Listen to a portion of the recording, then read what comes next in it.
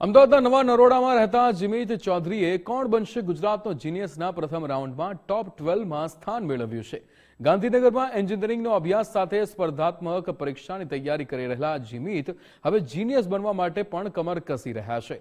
એક તૈયારી, અનેક તક અને સફળતા માટે જીમિતની મહેનત યથાવત છે.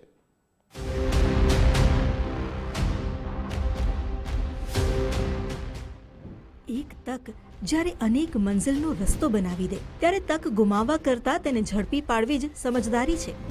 અમદાવાદના નવા નરોડાના જીમિત ચૌધરીએ કોણ બનશે ગુજરાતનો જીનિયસના પ્રથમ રાઉન્ડમાં ટોપ 12માં સ્થાન મેળવ્યું.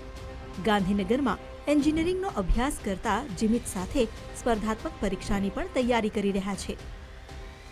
આ ક્વિઝ ખૂબ જ મદદરૂપ છે અને આ ક્વિઝના ક્વેશ્ચન પણ નહીં કે ખૂબ જ હાર્ડ કે નહીં ખૂબ જ ઇઝી આવે છે. મોડરેટ લેવલના ક્વેશ્ચન આવે છે જે ગુજરાત અને ઇન્ડિયાને આપણા વારસાને, કલ્ચર, હેરિટેજ, જિયોગ્રાફી એન્ડ તેને લગતા જ ક્વેશ્ચન પૂછાય છે. એટલે તે સીધું મદદરૂપ થઈ શકે છે કે જે કોમ્પિટિટિવ ફિલ્ડની એક્ઝામની તૈયારી કરતા હોય તેમને ડાયરેક્ટ બહુ ખૂબ જ મદદરૂપ થઈ શકે છે.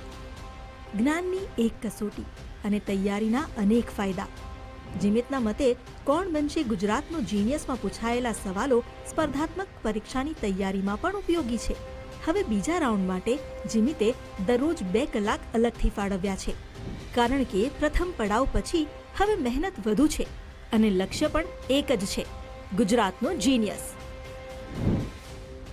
કોણ બનશે ગુજરાતનો જીનિયસ?